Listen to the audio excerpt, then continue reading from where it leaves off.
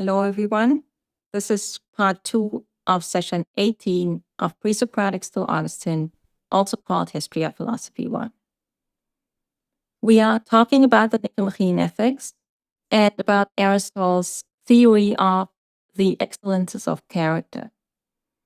Now, right at the beginning of the semester, in the very first recording, we talked briefly about Protagoras, and I want to remind us a little bit of some of the ideas that we mentioned at the time because we need them now.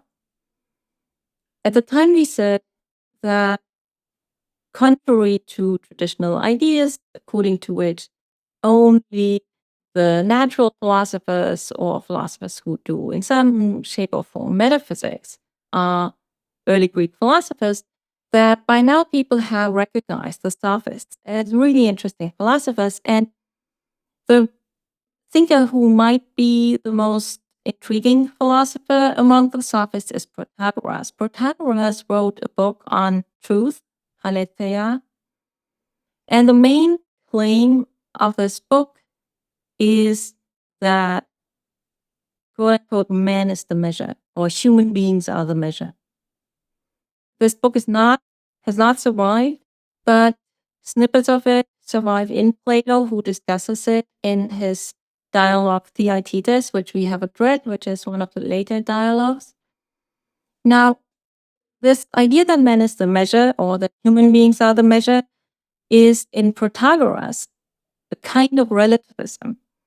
For him, the idea is that what seems to any of us is actually true for that person. And that is a truly revisionist idea. It is not an idea that any ancient philosopher, or for that matter, many philosophers today think is feasible, because it really means that all beliefs are true. And most people will say that is a non-starter.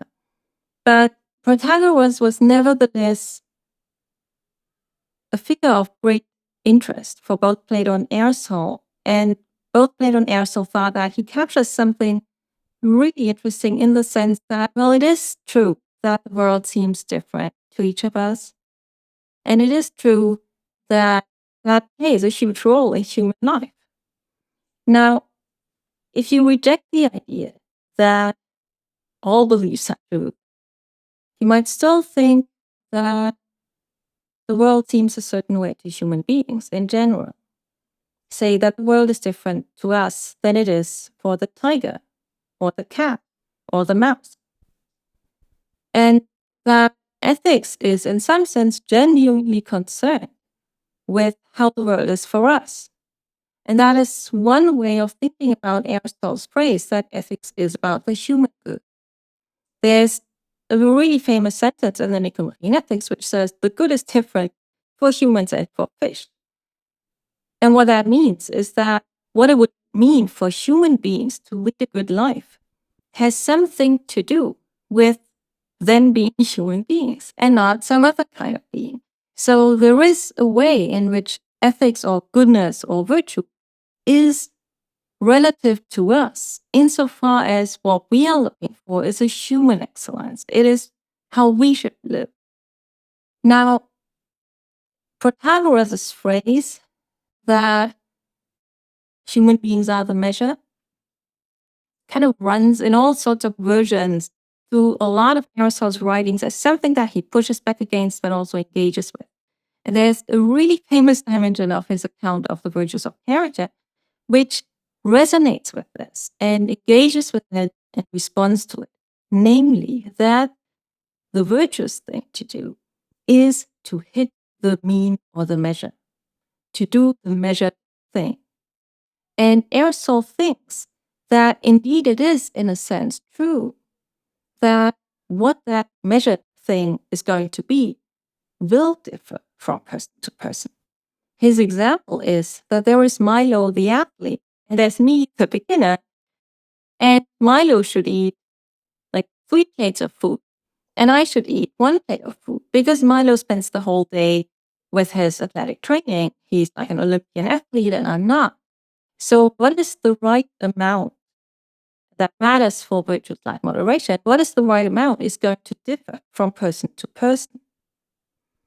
And you can recognize that there is some kind of relativity. It is not relativism, but it is a way in which what is the right thing to do is relative to a given person.